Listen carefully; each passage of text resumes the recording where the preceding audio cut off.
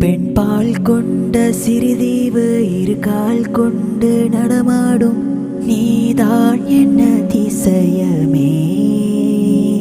உலகில் 7 அதிசயங்கள் வாய் பேசும் பூவே நீ 8வது அதிசயமே.